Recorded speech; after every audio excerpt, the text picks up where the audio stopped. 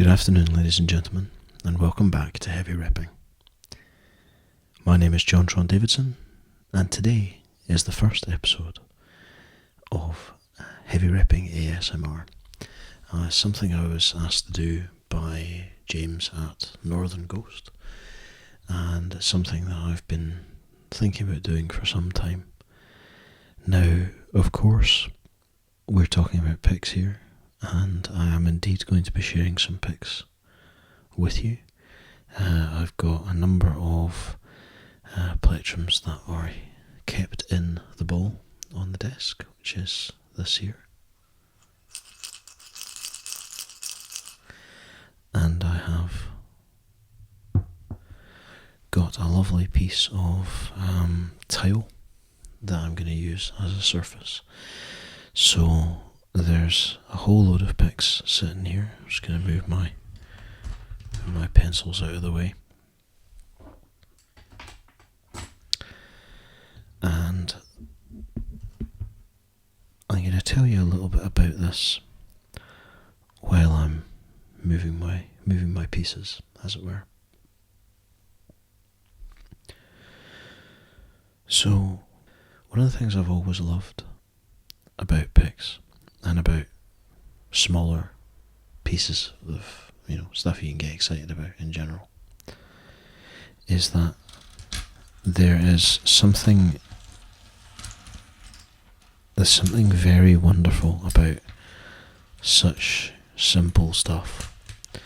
And I love how each one of them has its own story and its own history and its own maker and character and essence. And I know that as you're watching a guitar pick ASMR, you're probably in agreement with me on that. But things like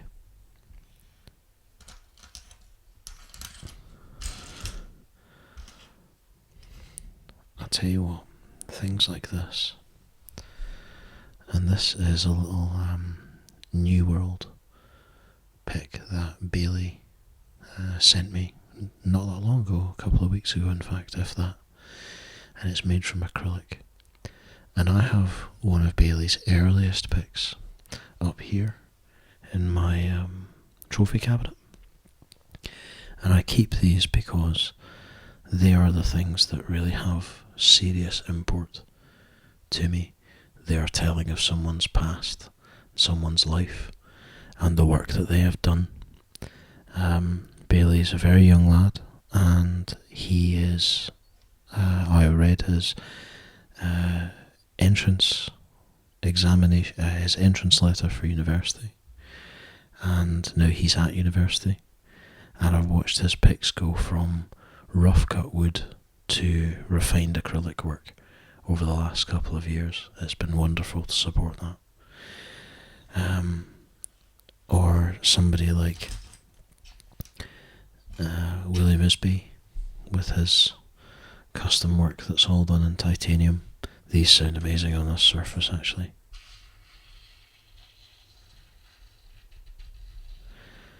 William is a very interesting guy because his main job, his day job, is that he is an electrical engineer, and he fits out huge factory buildings and shop premises and all that sort of stuff. And in his free time, apart from being a pretty mean guitar player, he also makes these incredible titanium creations by hand.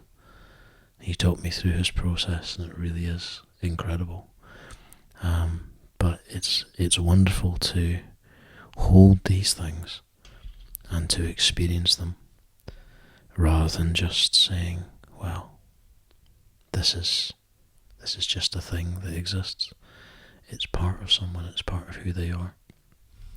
I feel very lucky to be able to experience that.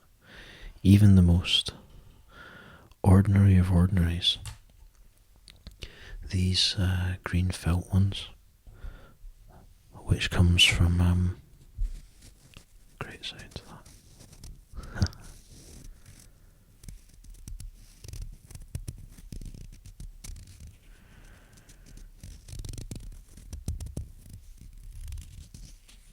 These come from a company called Music Road in Canada, and their owner was very kind and sent me a whole bunch of things from them. But the felt picks were the one that really stood out for me, because I don't own any other felt picks. They're mostly for playing the ukulele and so on. It's a completely different experience to the huge, thick, very rigid plectrums that I'm used to having.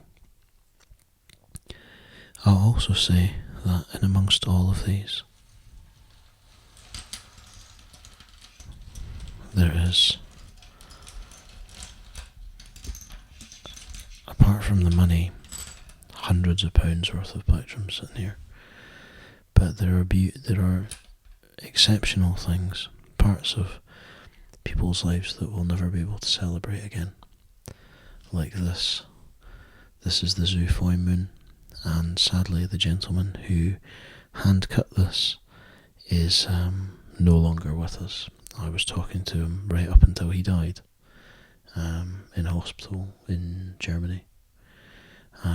Something always makes me very sad that I never got to interview him, and that his work didn't get shared with more people. Maltha Seidler from Zoofoy, his name was. And these are made from a very high grade plastic. But I'll never know what, because he can't tell me. And there are only two. There's only one of those that I'm aware of, and one of these. This is the Jeps. This was also cut by hand by him. And while there's a lot of stuff on this table that was cut by hand by people, in all sorts of exotic materials, there's only one of these, and there will only ever be one of these. There's really rough. The holes inside, the way that this is cut, are incredibly rough. You can see all the striations and details, and that's something that people would shy away from. But it was something that he wanted to share with me, just because we loved the same thing, which is to both have an affinity for plectrums. And everything that goes along with that. It's the craft, it's the purity of these pieces and the tools that they are. I think that's a wonderful thing. So sometimes I like to, more often than I would like to admit, when I'm doing I have a therapy session once every 2 weeks now, instead of every week, or twice a week, which is what I had before.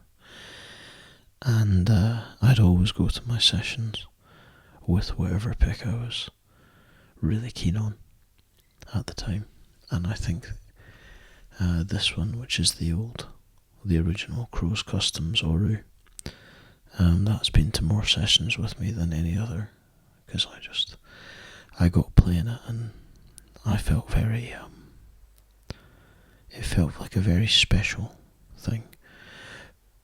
But it was the first pick with which I crossed the threshold of saying, this is too handsome for me to play with it.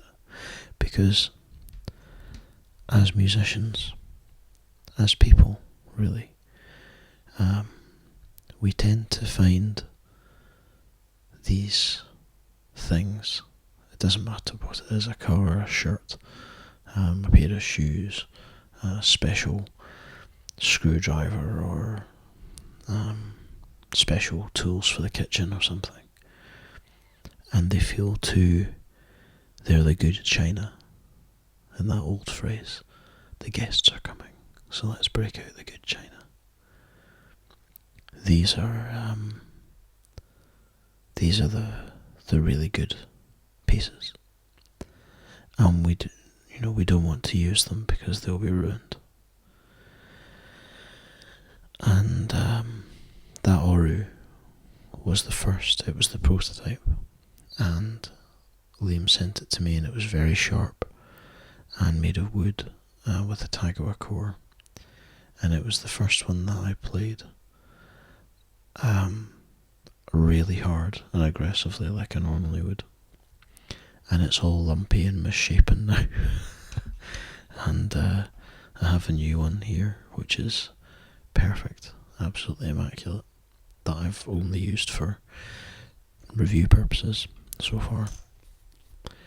But it's very hard to cross that threshold, and although a lot of these materials are very hard and they are durable, knowing that they cannot be repeated, or some of them cannot be repeated, and knowing that I want to keep them because they make me feel complete, and that's a feeling that I've got from having them here. As I was saying, I empty the bowl and refill it every day, 2 or 3 times a day, even with the same picks, and just been able to scoop all of them out with my hand and spread them around on this surface, or on my desk or wherever, and then put them back in and then take them out. It brings me peace, in all honesty, and that's a tough thing to find. So this is just a little test to see if you guys enjoy any of this, but I hope it's brought you a little bit of peace as well. So